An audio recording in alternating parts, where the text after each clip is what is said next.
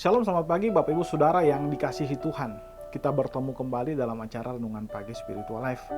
Pagi hari ini kita akan kembali melanjutkan pembacaan Alkitab kita yang terambil dari Kisah Para Rasul pasal 3 ayat 1 sampai 10. Nah, judul perikop itu adalah Petrus menyembuhkan orang lumpuh. Saya akan membacakan bagian firman Tuhan ini bagi Bapak Ibu Saudara sekalian. Pada suatu hari menjelang waktu sembahyang, yaitu pukul 3 petang, naiklah Petrus dan Yohanes ke bait Allah. Di situ ada seorang laki-laki yang lumpuh sejak lahirnya sehingga ia harus diusung. Tiap-tiap hari orang itu diletakkan dekat pintu gerbang bait Allah yang bernama Gerbang Indah untuk meminta sedekah kepada orang yang masuk ke dalam bait Allah. Ketika orang itu melihat bahwa Petrus dan Yohanes hendak masuk ke bait Allah, ia meminta sedekah. Mereka menatap dia dan Petrus berkata, "Lihatlah kami kepada kami." Lalu orang itu menatap mereka dengan harapan akan mendapat sesuatu dari mereka.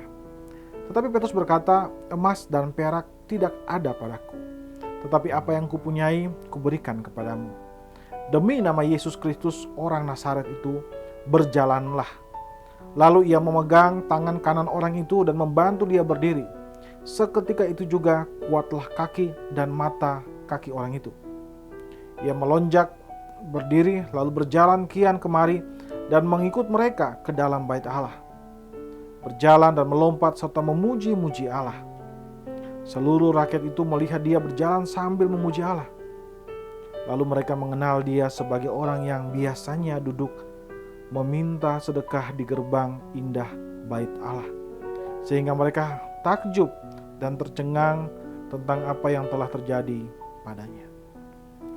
Saudara yang dikasihi Tuhan, di dalam perikop yang baru saja kita baca, dijelaskan bagaimana kuasa Roh Kudus itu ada di dalam Petrus, sehingga Petrus mampu atau bisa menyembuhkan orang yang sakit atau yang lumpuh di bait Allah.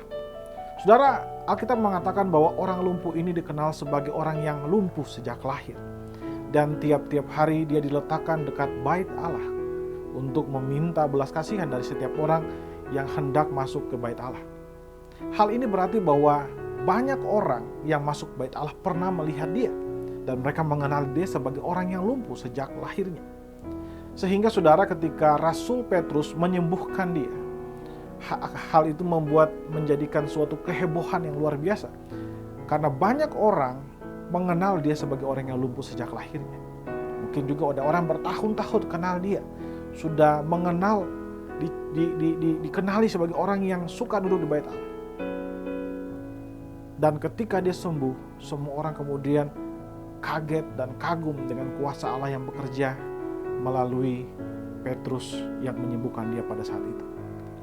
Saudara, Alkitab mengatakan bahwa orang ini lumpuh sejak lahir. Itu berarti bahwa dia tidak pernah memiliki pengalaman berjalan sepanjang hidupnya. Namun ketika mujizat dan kuasa Tuhan itu mengalir dalam kehidupan Petrus dan dialirkan kepada dia, maka Alkitab berkata bahwa kaki-kakinya itu dikuatkan. Sehingga kemudian dia bisa berjalan, dan bukan hanya berjalan, dikatakan dia melompat-lompat sambil memuji Allah. Saudara, orang lumpuh ini telah memasuki pengalaman baru dalam hidupnya, yaitu dia bisa berjalan.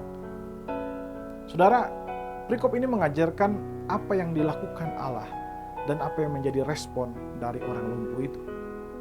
Allah menyembuhkan orang lumpuh itu dan membawa dia ke dalam suatu pengalaman yang baru bersama-sama dengan Allah. Dan orang lumpuh ini, dia memuji Allah sebagai respon dari rasa terima kasihnya terhadap apa yang telah Allah berikan kepada dia. Saudara, ada banyak hal di dalam kehidupan kita yang telah Allah lakukan di dalam kehidupan kita. Baik ketika Ia memberkati pekerjaan kita, Ia menyembuhkan sakit kita, Dia memberikan berbagai hal istimewa di dalam hidup kita. Maka saudara, sudah sepatutnya lah kita berterima kasih kepada Dia. Sama halnya dengan sikap dari orang lumpuh yang memuliakan Allah dengan kehidupannya. Demikianlah kita pun harus memuliakan Allah di dalam kehidupan kita, dan bukannya memuliakan diri kita sendiri. cukup tragis jika kita melihat ada begitu banyak orang Kristen ketika mereka mulai bekerja, mereka merasa mereka bergantung kepada Tuhan, mereka berdoa dengan segiat-giatnya. Tapi setelah mereka berhasil, mereka melupakan Tuhan. Bahkan mereka mulai meninggalkan jam-jam ibadah mereka. Beberapa yang lain, mereka berkata bahwa semua ini karena saya. Sayalah yang rajin, sayalah yang hebat, sayalah yang pandai dan sebagainya. Sehingga mereka merasa bahwa tidak ada campur tangan Tuhan di dalam kehidupan mereka. Mereka berkata bahwa semua adalah hasil usaha mereka. Saudara, kehidupan kita seluruhnya sangat bergantung kepada Tuhan. Dan karena itu hendaklah kita memuliakan Tuhan. Karena hanya orang yang rendah hati yang mampu melihat karya Allah di dalam hidupnya. Karena itu saudara, mari setiap kali kita melakukan seluruh aktivitas kita, jangan lupa kita menyerahkan ke dalam tangan Tuhan.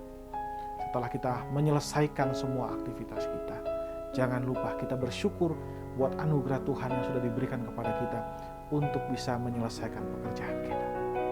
Dengan demikian kita menyadari bahwa seluruh pekerjaan kita, seluruh usaha kita itu hanya karena anugerah Tuhan di dalam hidup kita. Saudara, marilah kita mengambil waktu sejenak untuk merenungkan firman Tuhan yang baru saja kita dengar. Saudara, apakah saudara sudah memuliakan Tuhan di dalam kehidupan saudara melalui apapun yang saudara lakukan? Marilah kita mengambil waktu sejenak untuk mendoakan hal tersebut. Berdoalah meminta anugerah Tuhan untuk memampukan saudara agar selalu memuliakan Tuhan di dalam hidup saudara.